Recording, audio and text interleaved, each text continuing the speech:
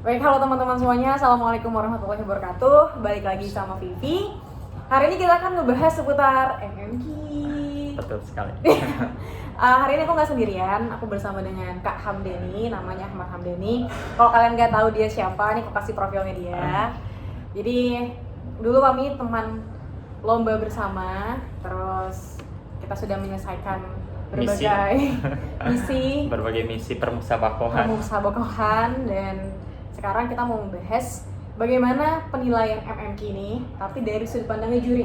Nah, kan Kak Deni ini adalah salah satu juri di MMK tingkat kota ya, tingkat kota. Sekarang kita mau cari tahu nih, kira-kira apa aja sih dari sudut pandang juri kalau lagi menilai.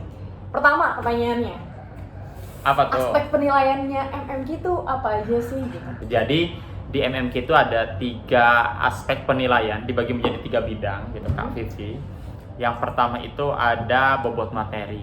Jadi bobot materi ini nanti terdiri dari beberapa aspek lagi yang secara umum akan menunjukkan kualitas atau bobot dari tulisan kita. Dan bobot materi ini juga menjadi penilaian cukup paling tinggi ya, karena bobotnya 40% dibandingkan penilaian yang lain. Yang kedua itu ada bobot materi kaidah dan gaya bahasa, dan kebetulan di perhakiman saya memegang bobot materi Kaidah dan gaya bahasa di bidang kaidah dan gaya bahasa.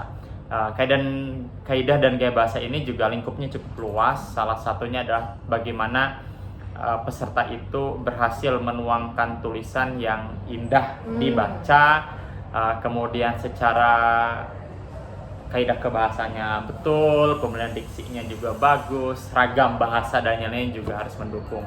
Terakhir itu ada logika dan organisasi pesan, dan ini mungkin salah satu bidang yang cukup tricky karena menurut saya untuk bidang logika dan organisasi pesan ini unsur subjektivitas dewan hakim ataupun juri itu sangat menentukan bagaimana kita harus bisa meramalkan gitu kan, agar apa yang kita tuangkan itu bisa diterima oleh dewan juri gitu. Walaupun tetap ya? Gitu ya Kak Pipi, di ketiga hal itu pasti akan tetap berkaitan karena masing-masing bidang itu memiliki keterkaitan antara satu yang lainnya.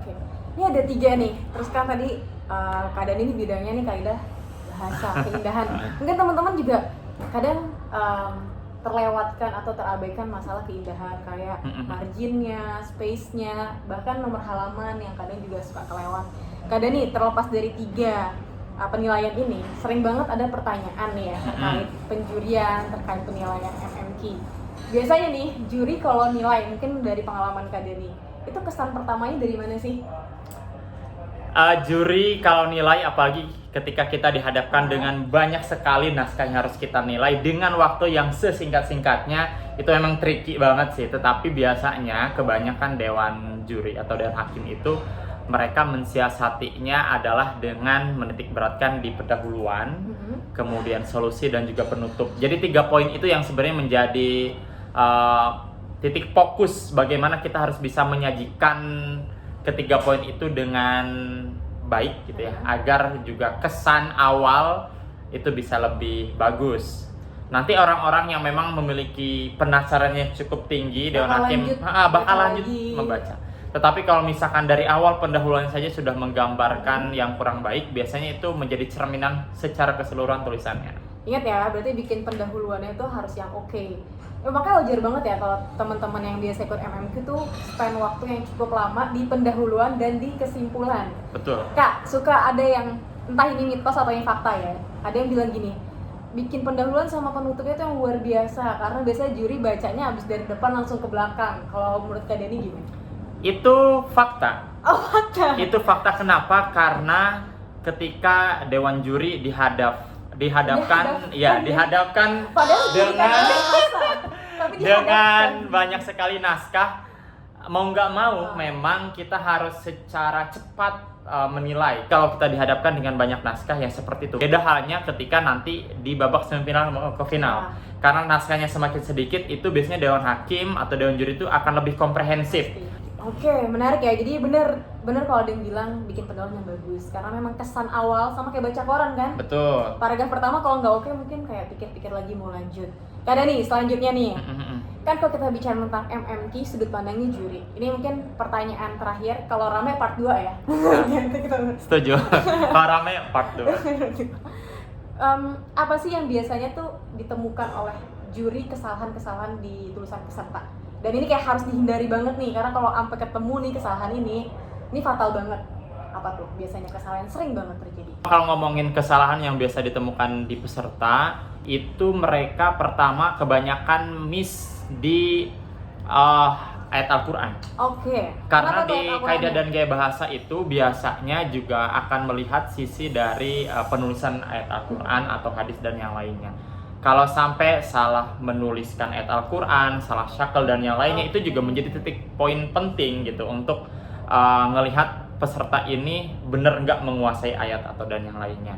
Itu yang pertama, ayat Al-Quran. Yang kedua yang biasanya kita temukan di kaidah bahasa itu adalah penggunaan imbuhan, kemudian kata hubung. Nah itu juga banyak ditemukan, termasuk juga kata baku ya. Ini yang sering sekali gitu.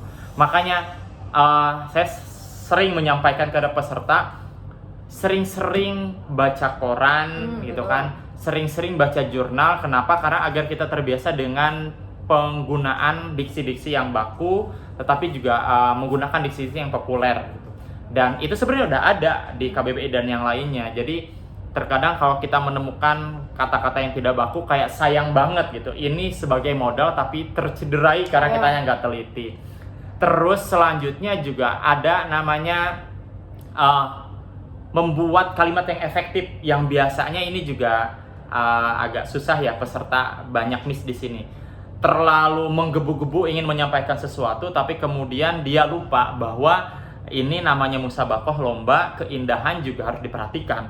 Ada satu peserta yang nulis satu kalimat itu bisa 3 baris, 4 baris, yang too much gitu. Mungkin harusnya terlalu semangat gitu, terlalu banyak yang pengen dituangkan, tetapi juga harus bisa lebih konsisten agar bisa menggunakan kalimat-kalimat yang efektif gitu. Tidak terlalu panjang tetapi nampol gitu. Pesannya langsung bisa ketangkap sama pembaca. Itu mungkin beberapa hal yang sering ditemukan kesalahan di peserta, terutama di bidang kaidah dan gaya bahasa.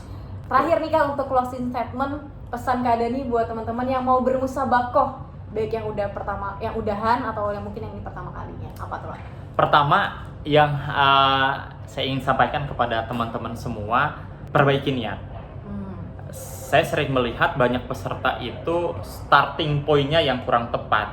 Ikut MTQ udah ngelihat di akhirnya nanti akan dapat apa gitu. Padahal itu bonus ya, itu bonus dan jangan dulu ngarepin itu gitu. Itu mah belakangan. Teman-teman kalau misalkan ngikutin prosesnya bakal mendapatkan banyak sekali manfaat di MMQ, karena MMQ ini adalah salah satu cabang yang ternyata multidisiplin gitu. Nggak hanya kita belajar menulis, tetapi juga kita harus belajar tafsirnya gitu kan, belajar kebahasaannya, belajar bagaimana menulis ayat Al-Quran atau hadis yang baik dan benar. Banyak sekali ilmu-ilmu yang kita butuhkan untuk bisa menuangkan satu karya yang baik gitu. Itu yang pertama, perbaiki niat. Yang kedua adalah konsistensi. Jangan sampai belajar untuk ikut MTQ atau MMQ ini hanya menjelang perlombaan. Tetapi menulis itu praktiknya harus panjang hayat gitu. Nggak setelah dapat piala terus dapat Betul. hadiah terus selesai. Jadi pembiasaan belajarnya itu harus setiap hari. Bisa dimulai dari hal-hal yang sederhana. Misalkan kita suka baca yang ringan, baca novel atau baca koran-koran online gitu ya, dan itu bisa membiasakan kita agar kita punya diksi-diksi yang bagus gitu. Kalau udah nempel nanti enak ketika nulis. Terakhir mungkin tipsnya adalah harus punya rasa penasaran. Oh, kita ngerasa belum bisa ini nih, sehingga jadi, kepo tuh penting ya. Kepo tuh penting. Kenapa? Karena ini akan menjadi poin penting agar kita terus belajar. Kita punya penasaran untuk belajar dengan ahli-ahli yang lain, untuk bisa mendapatkan pelajaran dari orang-orang yang berbeda, sehingga hasanah keilmuan kita bertambah. Dan ini menjadi poin penting dan pendukung ketika kita nulis, kita udah punya gitu bahan untuk ditulis. Oke, teman-teman, keren banget nih obrolan kita sama Kak Dani. Buat teman-teman yang mungkin setelah ini masih punya banyak pertanyaan, boleh banget nanti di kolom komentar, atau mungkin bisa ke IG-nya Kak Dani. Apa Kak IG-nya? Boleh, di @ieu Dani. Oke, Teman-teman makasih banyak, semangat yang buat mau lomba atau mungkin bukan buat MMQ aja tapi buat semua karya tulisnya. Betul. Semoga sukses, terima kasih, bye-bye.